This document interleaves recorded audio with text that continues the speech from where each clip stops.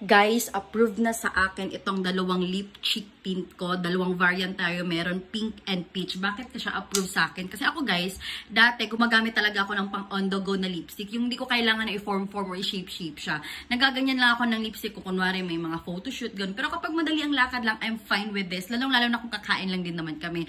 So eto, pinaka na-amaze ako. Kasi actually not planning na magbenta ng lip cheek tint. Pero nung na-try ko kasi siya, na-amaze ako. Kasi guys, ilang beses na ako nakapag-try ng lip cheek tint. Yung pag-apply ko, like pag isa-spread out ko siya, kumukulay din yung ngipin ko. So, magre-remove na naman ako, ganon. And pangalawa, kapag after mga ilang minutes, nagpipeel off siya. Tapos malalaki na yung mga, ano yung patak, ang tawag yun, hindi ko alam sa Tagalog ha, pero pa talagang yung skin niya nasisira dito sa lips. Tapos syempre wala kang choice kasi parang annoying or nakakapag-powder siya pag nagsasalita ka na. So, tatanggalin mo siya. And then, dudugo yung lips natin. So, ipapakita ko sa inyo ang ating lip tint. Wait lang. Hindi ko pa siya na-try sa cheek, pero talagang ito yung gamit ko na napaprocess kami ng mga papers sa aming business and all.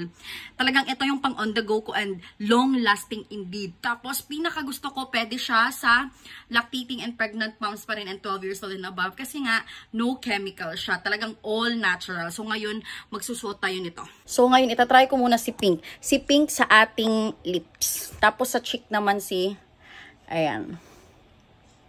At dahil nagustuhan ko to, at dahil approve siya sa akin, mamimigay tayo ng pa-freebie nito sa mag-check out ng 3 orders and above. Ayan. Dahil ilo-launch na natin siya soon, magpapagawa na ako. And ngayon si Peach na naman, wala pa siyang label kasi nga syempre, sinubukan ko na muna.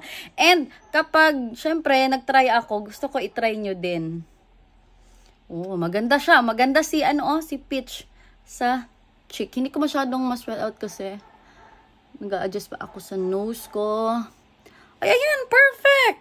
Blend mo lang ng maayos. Ala, ngayon ko pa lang ito na-try. Maganda pala siya. Maganda din pala siya sa cheek, guys. Ayan, perfect si Peach sa cheek. Kasi very light lang siya.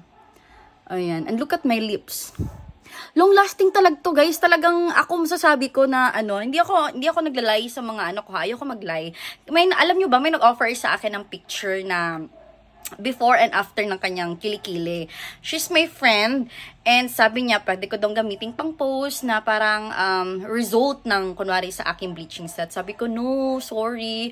Thank you sa offer pero ayoko maglaya sa mga clients ko, sa mga customers ko kasi gusto ko honest ako. Gusto ko transparent ako sa inyo, guys. Ayan. So, oo, 'di ba? Perfect. And again, talagang favorite ko na to dahil nga hindi ako convince talaga maraming nagsasabi na magbenta ka na ng kahit yung bunso ko kapatid, magbenta ka na ng lip cheek tint ate, sabi ko hindi naman convincing, parang hindi naman kailangan sa market yan. Feeling ko, kasi mga kailangan ngayon yung mga pang-solve ng kanilang problem sa face, yung mga ganun. Yung ganyan kasi kaartehan lang yan, pampaganda. So, when I realized, kasi talagang hindi ako mahilig mag-lipstick na, kung nakikita nyo sa photoshoot, yun lang time na nag-lipstick ako ng bongga, yung pina-form pa talaga.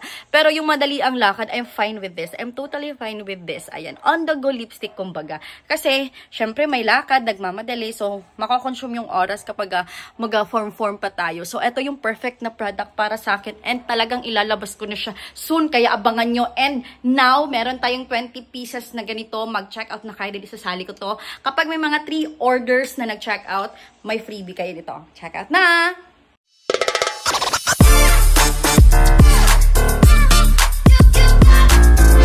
Happy shopping!